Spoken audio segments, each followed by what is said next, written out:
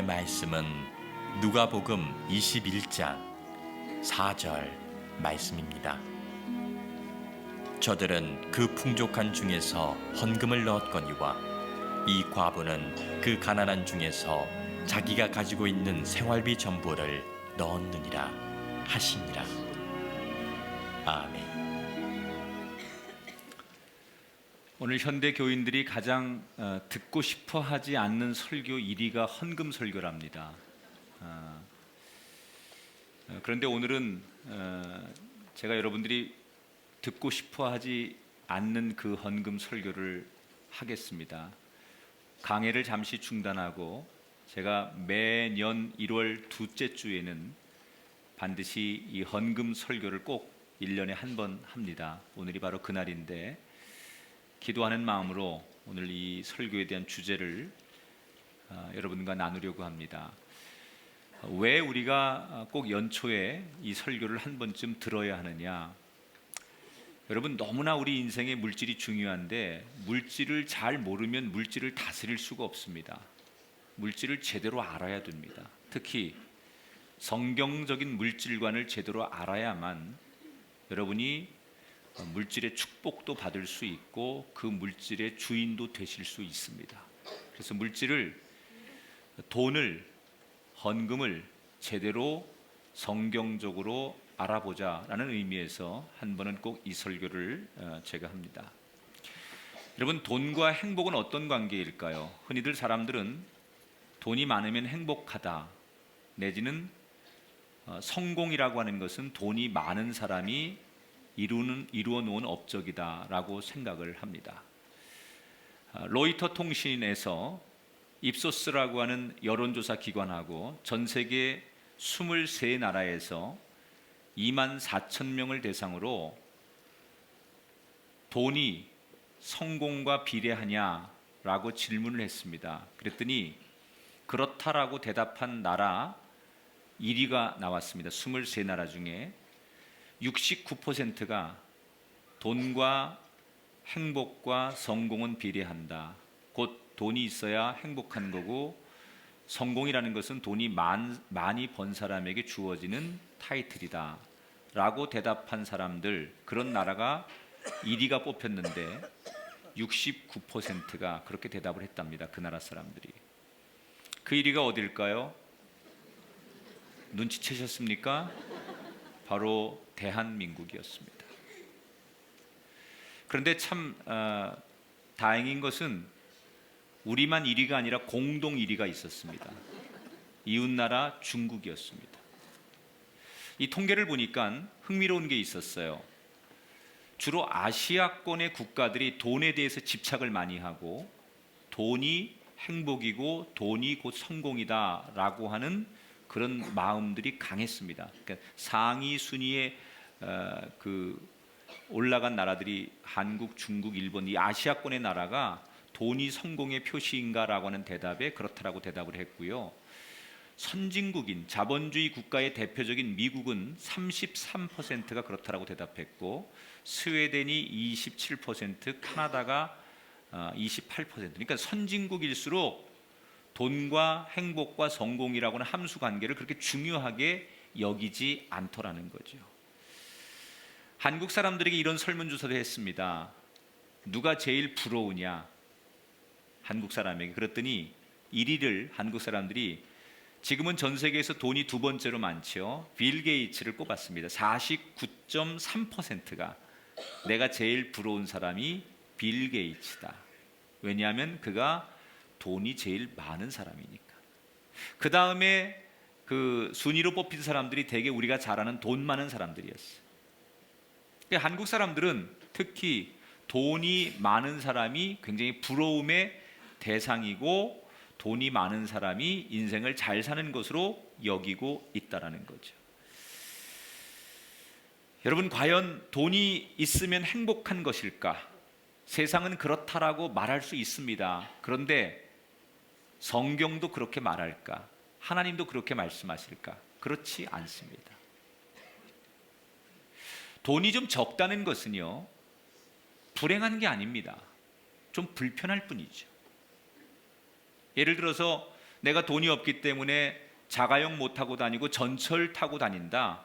불편은 할 수 있지만 그 사람이 불행한 사람은 아니에요. 내 집에서 못 살고 월세나 전세를 산다고 해서 그 사람 모두 다 불행한 사람이냐? 절대 그렇지 않아요. 불편할 뿐이죠. 돈이 좀 많다라고 하는 것은 남들보다 조금 더 가졌을 뿐이지 돈이 많기 때문에 행복하다라고 말할 수 없습니다. 자, 우리는 이 돈에 대한 문제를 성경적으로 한번 바라볼 필요가 있습니다. 왜? 우리는 그리스도인이니까. 하나님의 가치를 따르는 사람들이니까 하나님이 말하는 물질과는 어떤 것이냐를 오늘 본문을 통해서 여러분과 함께 하나님의 생각을 좀 우리가 알 필요가 있어요. 돈이라는 것은 대단히 중요한데 앞서 말한 대로 유교 문화권, 아시아는 되게 유교 문화권에 있는데 이 유교 문화권에 있는 사람들이 돈에 대해서 극단적인 두 가지의 이중적인 태도를 보입니다. 첫 번째는 유교 문화권에 사는 사람들은 돈에 대해서 돈 이야기를 꺼내면 그 사람을 굉장히 천박한 사람으로 생각합니다. 그래서 여럿이 있는 데서는 가능하면 돈 얘기를 안 꺼내는 것이 인격적인 사람이고 멋진 사람이라고 생각을 합니다. 심지어 돈이라고 하는 것을 드러내놓고 말하기보다는 돈을 좀 멸시하는 그런 겉으로 드러나는 모습이 유교 문화권의 사람들이에요. 그래서 친구지간이나 부모 자식 간에 돈 이야기를 꺼내는 것을 금기시합니다. 가까운 사이일수록 돈 얘기 잘 꺼내면 안 되는 게 유교 문화권의 사람들이죠. 그런데 또 다른 이면이 있습니다. 누구보다도 돈에 대한 애착이 많은 사람들. 마음속으로는 돈에 대한 열망이 많고 돈을 더 갖고 싶어하고 그래서 돈을 많이 가진 사람을 부러워도 하고 시기하고 질투하는 사람들. 아까 여러분 통계에 보여드린 대로 그래서 아시아권의 사람들이 돈이 성공이고 돈이 행복이라고 말하는 건 뭐예요? 아주 이중적인 태도죠. 너무나 갖고 싶은데 돈이 많아야 행복할 수 있다고 생각하는데 겉으로는 안 그런 척, 돈에 대해서 무관심한 척, 이렇게 이중적인 극단적인 태도를 보이는 사람들이 우리나라를 비롯해서 아시아의 유교 문화권에 속하는 사람들이라는 거예요. 여러분, 저는 오늘 이 시간 이 돈 문제에 대해서 솔직해지고 싶어요. 우리가 솔직하지 않으면 이 문제를 진지하게 다룰 수가 없어요. 목사님이 그 많은 주제 가운데 왜 하필이면 헌금 얘기야?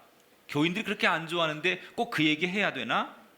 민감한 문제인데 좀 피해가면 좋지 않을까? 이렇게 생각하실 분도 계시지만 저는 오늘 드러내놓고 솔직하게 진지하게 이 문제를 다뤘으면 좋겠어요. 왜?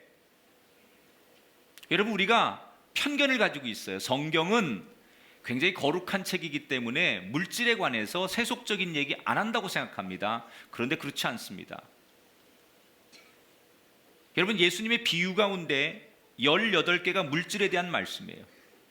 달란트의 비유, 10개 동전의 비유, 주인의 돈을 숨겼던 종의 비유, 충성된 종, 이런 게 다 물질이 주제로 생겨난 비유들이에요. 성경을 여러분 이렇게 찾아보시면 믿음과 기도에 대한 주제의 성구는 500개 나옵니다. 그런데 물질과 관련된 성구가 2000개 나옵니다. 그러니까 우리는 성경은 이런 물질에 대해서 별로 많은 얘기를 안 한다고 생각하지만 돈의 문제를 가장 많이 다루는 곳이 성경이고 이 물질 문제를 성경이 굉장히 중요하게 다루고 있다는 거예요. 왜? 사실은 너무나 중요한 거기 때문에. 근데 특히 우리 한국 교인들이 이 문제를 일부러 안 그런 척하고 자꾸 그것을 드러내지 않으려고 하고 직면하지 않으려고 하고 솔직하지 않기 때문에 감추다 보니까 그런 것처럼 느껴지는 거지, 사실은 성경에서는 이 물질에 관한 문제를 굉장히 많이 다루고 있어요. 오늘 누가복음 21장의 말씀도 바로 그 한 부분의 말씀이에요. 자, 오늘 누가복음 21장의 얘기는 예수님이 헌금에 대해서 관심이 너무 많더라는 거예요. 다른 분도 아니고 예수님이 우리가 드리는 헌금에 너무너무 관심이 많아요. 설마 예수님이 우리 헌금에 관심을 많이 가지실까? 자, 오늘 본문 1절, 2절을 볼게요. 예수께서 눈을 들어 부자들이 헌금함에 헌금 넣는 것을 보시고, 또 어떤 과부가 2렙돈 넣는 것을 보시고. 예수님이 지금 성전 앞에 앉아서 예배 드리러 오는 모든 사람들이 드리는 헌금을, 그걸 주목해서 관찰하고 보고 계시다는 거예요. 이 말씀을 마가복음에서는 12장 41절에 이렇게 표현합니다. 예수님께서 헌금함을 대하여 아예 앉으사 무리가 어떻게 헌금함에 돈 넣는가를 보셨다.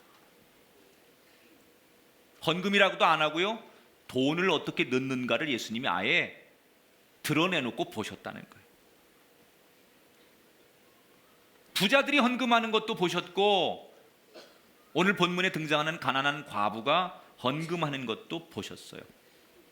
그날 많은 사람들이 헌금하는 걸 예수님께서 관심 있게 보셨는데, 지금 예수님이 기도하는 모습에 관심을 보이신 것도 아니고 어디 뭐 전도하는 거에 관심 보이신 게 아니라 오늘 본문은 헌금하는 거에 관심을 보이셨대요. 그리고 그날 많은 사람들이 헌금한 내용을 쭉 보시고 예수님께서 마지막으로 이런 평가를 내리십니다. 오늘 드린 여러 사람들의 여러 가지의 헌금 가운데 가장 훌륭하고 좋은 헌금, 하나님이 기뻐하시는 헌금이 하나 있었다. 그 헌금은 바로 2렙돈을 드렸던 과부의 헌금이었다. 자, 오늘 성경을 여러분 조금 제가 이렇게 배경 설명을 좀 해드릴 테니까 상상을 한번 해보세요. 예수님 당시에 헌금통은 노쇠 같은 걸로 만들었어요. 그런데 헌금함이 입구가 이렇게 좀 큽니다. 나팔관처럼 이렇게 헌금한 입구는 좀 크고 밑에는 오히려 좁아요. 그래서 헌금을 쏟아보면 입구는 동전들이 와르르 쏟아지지만 그게 떨어지는 소리들이 다 들릴 수밖에 없습니다. 노쇠의 그 동전이 떨어지면, 예수님 당시에는 지폐가 없었기 때문에 한 6, 7개의 화폐를 썼습니다. 로마 화폐, 뭐 그리스 화폐, 유대인 화폐 이런 걸 썼는데, 대개 사람들이 성전에서 통용될 수 있는 돈을 받고 오거나 성전에서 쓰는 그 동전들을 지폐가 없으니까 가져옵니다. 그런데 여유가 좀 있는 부자들은 많은 동전을 받고 오는 거예요. 예를 들어서 금으로 만든 동전들은 소리만 들어봐도 동전의 두께가 무겁고 금으로 난 소리니까 둔탁합니다. 그리고 여러 개를, 수십 개, 수백 개를 붓게 되면 그 소리만 들어도 좀 여유 있는 사람이 많이 내는 헌금이구나 라는 걸 알 수 있어요. 그런데 과부가 드렸던 렙돈이라는 것은 그 당시에 가장 작은 화폐 단위일 뿐더러 가장 흔한 뭐 굴이나 뭐 이런 거 가장 그 당시에 흔한 소재로 만든 동전이에요. 그래서 서민들이 가장 작은 단위로 쓰는 그런 2렙돈을 과부가 드렸기 때문에 소리만 들어도, 아주 얄쌍한 소리에다가 땡그렁하는 소리만 들어봐도 이 헌금이 어느 정도인지를 대략 알 수 있었다는 거죠. 그런데 상식을 깨고 예수님께서 열심히 최선을 다해서 많이 드린 부자들의 헌금에 대해서 칭찬하지 않으시고, 별 볼 일 없을 것 같은, 누구도 주목하지 않은 과부의 2렙돈 헌금을 가장 칭찬하셨어요. 지금 우리나라 시급이 얼마죠? 6,030원이죠. 그러면 1시간 일해서 6,030원 받는다면 10분 정도 일하면 1,000원 받는 거 아닙니까? 정확하게 계산할 수는 없지만 이 2렙돈이라는 게 그 정도, 뭐 500원짜리 동전 2개 정도, 그렇게 예측하면 크게 벗어나지 않을 것 같아요. 이 과부의 상황은 이랬던 것 같아요. 지금으로 따지면 정말 어디 가서 일도 할 수 없어서 어떤 아주머니나 할머니 연세 지긋한 분이 동네에서 박스나 휴지, 이런 폐지 같은 걸 주워서 그걸 고물상에 갖다 팔아서 몇천 원 받아가지고 오셔서 그걸로 하루에 식사를 감당하시는 그런 아주머니들 종종 보게 되죠. 아마 그런 정도의 그 당시의 삶과 고단한 위치에 있었던 분이 바로 이 과부 같은 사람이었을 거라는 거예요. 그러니까 사실은 얼마나 미미한 헌금이냐는 거예요. 그런데 예수님은 왜 그 과부의 헌금이 가장 가치 있고 귀하고 모든 사람들이 본받아야 될 헌금이라고 칭찬하셨을까? 3절에 보니까 내가 참으로 너희에게 말하노니, 여기 참으로라는 얘기는 진심으로 내 마음에서 우러나와서 거짓 없이 립서비스하는 게 아니라 진짜로 하는 얘기다. 내 마음속에 내 양심을 걸고 하는 얘기인데, 이 가난한 과부가 다른 사람보다 많이 넣었도다. 칭찬하신 거예요. 왜? 분명히 많이 넣은 수는 부자가 많이 넣었는데 왜 이 과부가 많이 넣었다고 예수님은 말씀하시는 걸까? 이유를 4절에 설명하죠. 4절을 같이 읽어볼게요. 시작. 저들은 그 풍족한 중에서 헌금을 넣었거니와 이 과부는 그 가난한 중에서 자기가 가지고 있는 생활비 전부를 넣었도다. 양을 보신 게 아니라 예수님 뭘 본 거예요? 가지고 있는 것 중에 얼마를 드렸느냐. 그런데 이 과부는 뭘 드린 거예요? 자기의 전부를 드렸다는 거예요. 여러분, 이 당시 예수님 당시에 과부들은 운명적으로 가난할 수밖에 없었어요. 왜냐하면 당시의 율법이 모든 재산권은 남자들이 가지고 있습니다. 그런데 남편이 죽어요? 그러면 남편 대신에 아내가 재산권을 갖는 게 아니에요. 남자들만 재산권을 행사할 수 있기 때문에 그게 재산이 아내한테 가는 게 아니라 그 남편, 죽은 남편의 다른 가족들 가운데 남자들에게 재산권이 넘어가게 돼 있어요. 그러니까 아내는 과부가 되면 평생을 운명적으로 가난하게밖에 살 수 없는 거예요. 그러니까 참 기구한 거죠. 그러니까 과부로 안 살려면 남편한테 잘하는 수밖에 없어요. 그 당시, 지금은 뭐 여자들이 능력 있는 분들이 워낙 많지만요. 너무 가난하게 사는 이 과부가 그 당시 성전에서 아주 가난한 과부들에게 구제하는 돈으로 이렇게 그 도와주는 헌금이 있었어요. 그걸 받아서 사는 여인. 오히려 헌금에서 받은 돈을 가지고 제사장들이 나누어 줄 때 그걸 가지고 이렇게 도움을 받아가서 사는 게 그 당시에 과부들의 삶이었어요. 아마 어쩌면 2렙돈을 받았다는 것은 그 돈으로 오늘 식사를 사서 먹어야 하는 절박한 돈일 수도 있어요. 그런데 이 여인은 그 2렙돈을 하나님께 몽땅 드렸어요. 예수님 바로 그걸 보신 거예요. 액수로 치면 분명히 부자가 많이 드렸습니다. 더 크게 중요하게 대우받아야 됩니다. 하지만 예수님은 더 귀하게 과부를 인정해 주셨어요. 왜? 과부가 드린 것은 돈이 아니에요. 생명이에요. 그렇잖아요? 이건 단순히 돈이 아니에요. 여러분, 똑같은 10만 원이어도 이게 같은 10만 원이 아니에요. 어떤 사람이 이게 생명이고요, 어떤 사람은 자기의 본질이고요, 자기의 미래고요, 이게 자식의 운명인 게 있는 거예요. 지금 이 과부에게는 이 2렙돈이 단순한 돈이 아니에요. 자신의 생명이고 자신의 운명이고 내일을 기약하는 희망이에요. 그녀는 그거를 하나님께 몽땅 드린 거예요. 예수님이 보셨던 건 그녀의 마음이었다는 거예요. 그 마음이 어디에 있느냐, 그 마음의 동기가, 그 마음의 생각이 어디서부터 시작되고 어떤 마음으로 드렸느냐, 이걸 굉장히 중요하게 보셨다는 거예요. 그래서 우리가 하나님 앞에 헌금을 드릴 때 제일 중요한 거, 기쁨으로 드려야 돼요. 감사함으로 드려야 돼요. 자원하는 마음으로, 감격하는 마음으로 드려야 돼요. 고린도후서 9장 7절에 보니까 각각 그 마음에 정한 대로 할 것이요, 인색함이나 어떻게 하라고요? 억지로 하지 말지니 하나님은 즐겨 내는 자를, 드리는 자를 사랑하신다. 이 헌금에 대한 문제를 많은 교인들이, 저도 그럴 수 있어요, 목사니까 의무감으로, 또는 내가 솔선수범해야 되니까 책임감으로, 저도 때때로 그럴 수 있어요. 근데 이게 많은 그리스도인들에게 얼마나 큰 문제가 되는지를 알아야 돼요.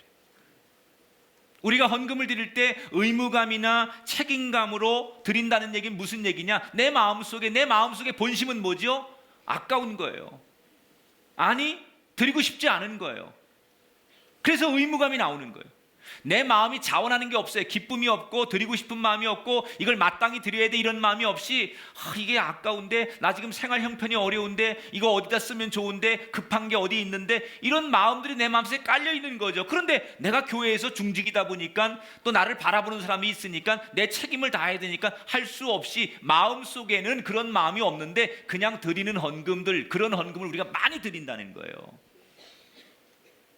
자, 여러분 제안합니다. 안 하는 것보다 나을 것 같지만 하지 마세요. 만약에 그런 마음이 들면, 헌금을 내가 준비하는 가운데 그런 마음이 들면 스탑, 내려놓으세요. 그리고 다시 싸우세요. 내 마음속에 싸우세요. 이 내 마음이 지금 이렇게 억지로 하고 싶지 않은데 의무감 때문에, 책임감 때문에 드리는 걸 나는 알잖아요. 그런 마음이라면 스탑, 내려놓으시고 다시 싸워요. 내 마음과 하나님, 내 마음에 지금 기쁨이 없습니다. 드리는데 의무감, 책임감 때문에 드리려고 합니다. 하나님, 내 마음에 기쁨이 생겨야 되겠습니다. 그리고 여러분 정말 기도하면서 하나님, 내 마음이 왜 이렇지요? 내가 이런 마음이 아니면 드릴 수 없는데, 이렇게 여러분이 정말 치열하게 그 헌금을 놓고 헌금을 드리기 위해서 싸워야 돼요. 영적인 전쟁을 해야 돼요. 그래서 이겨서 내 마음에 자원하고 기뻐하고 흡족한 마음이 생겼을 때 드리는 헌금을 하나님 받으신다는 거예요. 우리가 그런 헌금을 못 드렸다는 거지. 만약에 여러분이 그런 기쁨과 자원하는 마음이 없이 헌금을 드린다는 건 뭘 말하는 거예요? 하나님을 가난한 신으로 만드는 거예요. 여러분 스스로 하나님을 아주 잔혹한 세금 징수원으로 만드시는 거예요. 의무감으로 내는, 내가 세금 내고 싶어 내지 않잖아요. 의무감으로, 책임감으로 내는 거 아닙니까? 마치 하나님을 우리가 그런 신으로 만들어버리는 거예요. 전락시키는 거예요. 하나님은 내 모든 것을 받으시기에 합당하시고 내 모든 것을 드려도 아깝지 않은 구원자이시고 창조자이시고 찬양받기에 합당한 하나님이 나의 하나님입니다. 이런 고백으로 드리는 예물이 아니라 그 하나님을 내가 비하하는 거죠. 깎아내리는 거죠. 그 하나님을 가난한 신으로 내가 만들어버리는 거죠. 우리가 드리고도 하나님 앞에 죄를 짓는 거예요.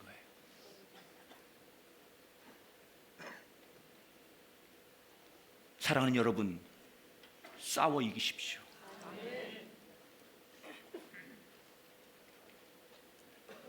이 문제를 건드리십시오. 적어도 내 마음은 내가 알잖아. 그게 날마다 훈련되고 날마다 싸워서 이겨서 내가 드리는 헌금이 정말 감격스럽고 감사하고, 정말 내가 이것을 드림으로 인해서 너무 기뻐하고, 이 드림으로 인하여 생기는 은총을 내가 느낄 수 있고 고백할 수 있는 헌금, 하나님이 그 헌금을 받으신다. 액수가 문제가 아니에요.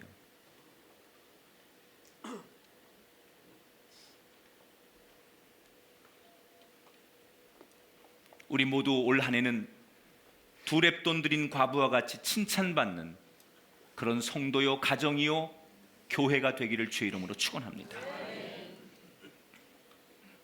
기독교는 부자하고는 거리가 먼 것일까? 아닙니다. 성경은 부에 대해서 축복의 메시지를 줍니다. 하나님은 실제로 아브라함, 야곱, 많은 인물들에게 부를 축복하셨어요. 지금도 하나님의 사람들이 부에 대한 축복을 약속했기 때문에 받을 수 있어요. 여러분 모두 하나님이 주시는 부를 누리시게 되기를 주의 이름으로 축원합니다. 우리 주변에 부자가 많습니다. 그런데 하나님이 원하시는 부자가 있어요. 세상이 인정하고 존경해 주는 부자가 되라는 거예요.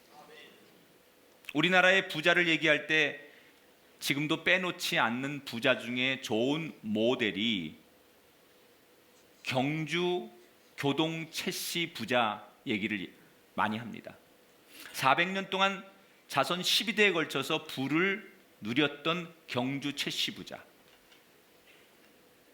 지금의 이 경제 사회, 자본주의 사회에서도 이분들에 대한 이 부를 한국 사람들이 굉장히 칭찬을 많이 합니다.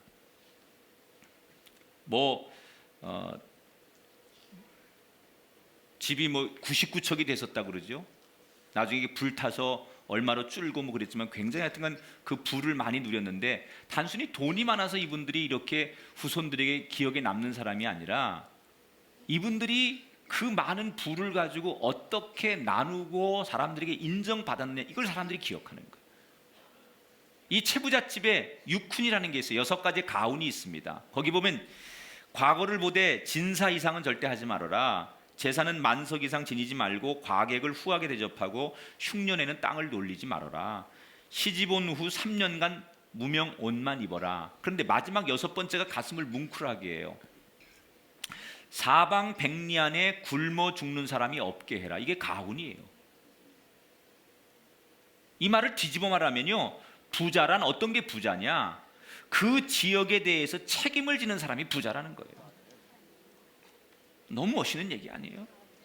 부자가 뭐가 부자냐? 돈 많은 게 부자가 아니라 네 주변에 너로 인하여, 너 부자 소리 들으면 너 때문에 내 주변에 가난한 사람들 없게 하고 굶어 죽는 사람들 없게 하고 정말 공부하고 싶은데 공부 못하는, 돈이 없어서 공부 못하는 사람 없게 만드는 것, 그런 역할을 하는 게 진짜 부자라고 하는 것을 가르쳐 주는 거예요.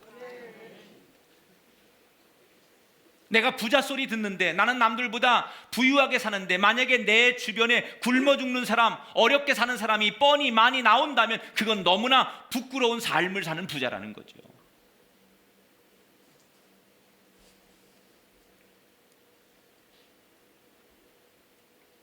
경주 채부잣집은 돈이 많아서가 아니라 돈을 어떻게 쓰는 줄을 알았던 사람이에요. 이런 얘기가 있어요. 재물은 똥과 같아서 한 곳에 모아두면 악취가 나지만 그걸 사방에 골고루 뿌리면 거름이 되는 것이다. 여러분, 물질을 가지면 추합니다. 물질을 자꾸 붙들면 욕심이 더 생깁니다.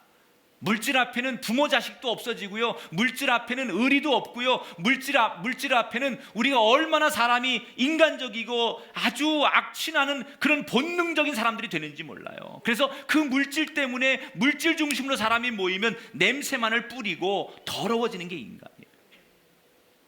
그런데 그 물질을 나누고 흐트러뜨리고 어딘가에 흘려보내면 나는 냄새나지 않는 사람이 될 뿐더러 나는 그곳에 거름이 되어서 열매를 맺고 더 많은 사람들에게 유익을 줄 수 있다는 거예요. 저는 이 대한민국 땅에 이런 부자들이 많아지기를 주의 이름으로 축원합니다. 그리고 우리 교회에 진짜 이런 부자가 많이 나오시는 세대가 되기를 주의 이름으로 축원합니다. 성경도 물질을 잘 사용하라고 우리에게 권면합니다. 마태복음 6장 19절에 보니까 너희를 위하여 보물을 땅에 쌓아두지 말라. 거기는 좀과 동록이 해하며 동록이 구멍을 뚫고 도적질하느니라. 오직 너희를 위하여 보물을 하늘에 쌓아두라 그랬어요. 따라합시다. 물질은 영원한 것이 아닙니다. 따라합시다. 물질은 도구일 뿐입니다. 물질은 도구예요. 여러분, 우리가 휴대폰 쓰고 자가용 그거 도구로 쓰는 거 아닙니까? 그게 영원한 거 아니잖아요. 근데 사람들은 자꾸 착각해요. 이 사실을 잊어요. 이 물질이 영원할 것 같은 거예요. 아무리 부자도 가난해도요, 죽으면 한 줌의 흙이에요. 무덤을 만들어도 땅 한 평에 똑같이 눕는 거예요. 그런데 우리는 이 돈이 영원할 거라고 생각해요. 여러분, 내가 죽으면 돈과 상관없잖아요. 내가 사는 동안 도구로 쓰는 것뿐이지 이게 영원할 수 없는데 우리는 이 돈에 매여요. 그래서 돈을 자꾸 세상에 영원하려고 은행 창고에 쌓아두고 이걸 주식으로 바꾸고 이걸 우리가 무슨 부동산으로 바꿔서 썩지 않을 것으로 만들 수 있다고 생각하는 거예요. 돈은 반드시 썩습니다. 사라집니다. 그래서 성경은 뭐라고 말해요? 썩어질 것을 땅에 두지 말고 하늘에 쌓아두라. 또 어떻게 하면 하늘에 쌓는 거냐? 구약성경 신명기에 이렇게 가르치죠. 같이 한번 읽어볼까요? 신명기 14장 29절. 하늘에 쌓는 방법을 성경이 가르치는 거예요. 시작. 너희 중에 분깃이나 기업이 없는 레위인과 내 성중에 거류하는 객과 및 고아와 과부들이 와서 먹고 배부르게 하라. 그리하면 내 하나님 여호와께서 내 손으로 하는 범사에 내게 복을 주시리라. 할렐루야. 자, 여기 구제가 필요한 사람이 네 사람 나와요. 레위인, 이방인, 또 외국인, 그리고 고아와 과부. 이거 다 여러분 배고픈 사람들을 얘기하는 거예요. 배고파하는 사람들을 배부르게 해주라는 거예요.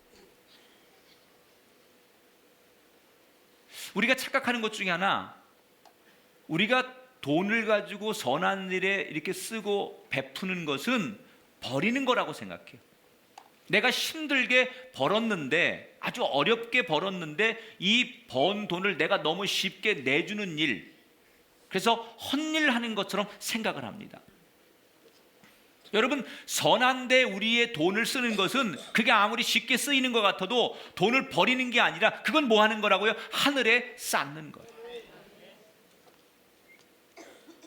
하나님을 위해서 그걸 드리는 게 정말 하나님께 드리는 것만이 아니라 우리가 선한 곳에, 세상에 우리가 어렵게 벌었지만 그것을 쉽게 나누는 사람들, 그것을 내놓는 사람들, 그게 뭐냐? 그게 바로 하늘에 쌓는 거라는 거예요. 땅에서는 없어지지만 그것이 없어지지 않고 하늘에서 쌓이게 되더라는 거예요. 2016년도 우리 교회 표가 내일을 그리다예요. 3대 과제를 이미 교인들에게 선포했습니다. 요즘 현대인들은 내일에 대해서 이야기하지 않아요. 희망을 이야기하지 않아요. 오늘도 살기가 버거운데 감히 누구 입에서 내일을 얘기해요. 사람들은 내일을 이야기하지 않아요. 내일을 꿈꾸지 않아요. 거기다가 희망의 그림을 그려요. 상상도 할 수 없는 현실이에요. 그러나 우리는 성경대로 내일을 희망하고 내일을 그리고 내일을 말해야 돼요. 그래서 세 가지를 우리가 반드시 내일을 그리기 위해서 교회적으로 해야 되겠다. 첫 번째, 2016년도는 우리가 드리는 헌금 더 많이 긍휼 사역으로 헌금을 드리자. 긍휼 사역이라는 것은 도움이 필요한 이웃을 돌보는 거예요. 여러분, 성경이 신명기에서 말하는 고아와 과부와 외국인들, 이게 어딥니까? 우리가 목회하는, 우리가 살고 있는 안산이에요. 제일 많아요, 대한민국에서.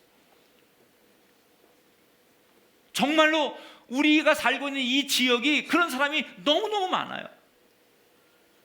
우리가 남을 돕고 남에게 베푸는 일은 그냥 선행을 했네, 그게 아닙니다, 여러분. 그게 바로 성경이 말하는 영성의 본질이에요.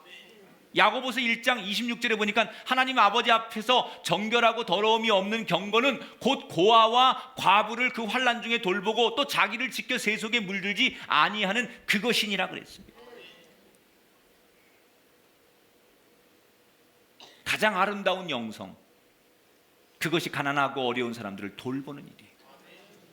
여러분, 금년 한 해 우리가 드리는 헌금을 통하여 더 어려운 이 땅에 가난하고 헐벗고 굶주리는 사람들을 많이 도울 수 있는 그 한 해가 되기를 주 이름으로 축원합니다.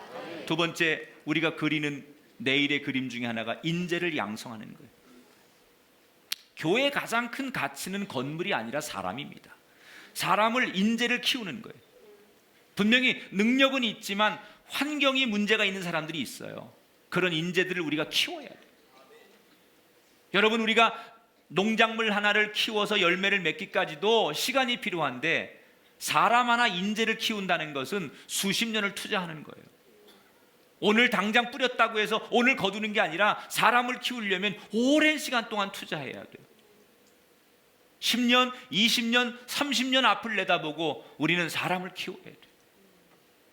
중고등학생들, 대학생들, 유학하는 사람들, 여러 분야에서, 그게 신학을 공부하는 사람만이 아니라 어떤 분야에서든 간에 가능성이 있고 장래가 있고 하고자 하는 사람들을 우리가 발굴해서 도움을 주고 그들의 가슴 속에 어릴 때부터 하나님의 사랑과 교회에 대한 아름다운 마음을 품게 해서 그들이 세상에 나가서 본질적으로 귀한 리더가 되고 역할을 할 때 하나님의 이름으로, 교회 이름으로 사명을 감당하도록 그런 사람을 더 많이 키워야 돼요.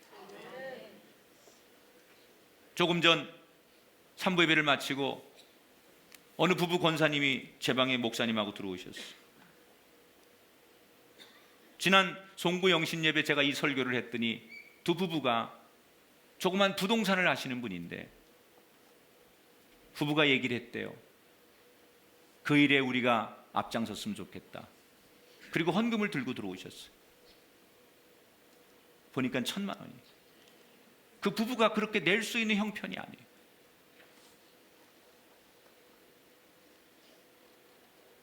두 분의 머리에 손을 얹고 축복했어요.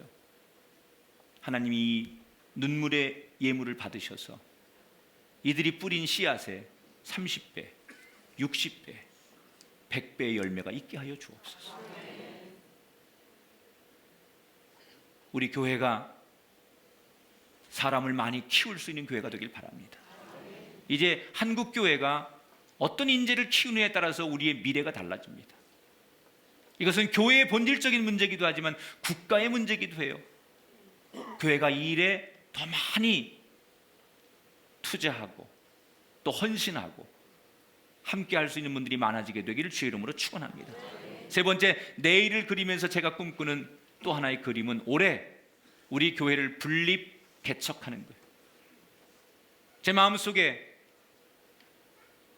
저는 참 하나님의 지극한 사랑을 받아서 지하 45평에 저희 아내하고 둘이 개척을 한 교회지만 22년 전에 그 교회가 이렇게 많이 성장한 이건 하나님이 하신 거예요. 그런데 제가 개척할 때만 해도 개척에서 교회가 부흥할 수 있는 것은 확률적으로 1%밖에 안 됐어요. 1%. 근데 그 1%의 축복이 나한테 왔어요. 근데 지금은 1%도 아니에요. 개척을 그냥 해서 교회가 자립하고 큰 교회가 되려면 0.1% 정도밖에 안 돼요. 거의 희망이 없어요. 말만 개척이고 말만 교회를 세우는 거지 그냥 또 하나의 개척교회가 자리하는 것 이외에는 교회로서의 역할과 구실을 할 수가 없어요. 그래서 어떻게 해야 되느냐? 교회를 든든하게 나눠줘야 돼요. 동탄에 가보니까 이미 1차로 들어와 있는 데는 20만 명이 살고 있고 경부고속도로를 놓고 동쪽에 이 동탄이 들어오는데 지난해 여름부터 입주가 시작됐는데 앞으로 한 5년 정도에 걸쳐서 40만 명이 들어온대요. 이곳에 우리 목사님 한 분을 보내고 교인들을 좀 보내서 분립 개척을 해보자. 또 하나의 교회를 이곳에 세우자. 그리고 이 동탄을 품고 중부권을 품고 멋있는 하나님의 성전을 또 하나 만들어 가도록 격려하자. 여러분, 저는 분명히 믿습니다. 우리가 교인을 나눠주고 우리가 예산을 띄워줬다고 해서 세상적으로는 우리 걸 띄워주면 우리가 가난해져야 되지만 하나님의 법칙은 나누면 더 풍성하게 해주시는 분이 하나님인 줄 믿습니다. 전 두려워하지 않습니다. 나눠줄 겁니다. 이 동탄이 잘 되면 다시 화성 그린시티의 두 번째 교회를 분립 개척하려고. 야, 이놈의 교회는 끝도 없구나. 뭐 이만하면 된 줄 알았더니 또 뭘 하고 또 뭘 하고 그러는구나. 여러분, 이 귀한 역사에 여러분 한 시대에 쓰임 받는 일에 여러분이 그 몫을 감당할 수 있길 바랍니다. 따라합시다. 내가 아니면 다른 사람을 통해서라도 하나님은 역사하십니다. 할렐루야. 나는 여러분이 이 기회에 여러분이 한 모퉁이를 감당하는 역사의 주인공이 되시길 주의 이름으로 축원합니다. 우리 교회를 통해 또 하나의 교회를 분립하고 개척했을 때 그 작은 교회가 10년 뒤 20년 뒤 너무나 멋진 역할을 감당하는 걸 보고 있을 때 우리뿐 아니라 이 사회가 하나님이 기뻐하시는 날이 분명히 오게 될 줄 믿습니다. 우리가 이런 의미에서 정말로 희망을 가지고 꿈을 가지고 하나님 앞에 열심히 헌금하고 그런 가치를 가지고 하나님 나라를 만들어 갈 때 우리의 금년 한 해는 그 어느 한 해와 비교할 수 없는 행복하고 의미 있는 한 해가 분명히 될 줄 믿습니다.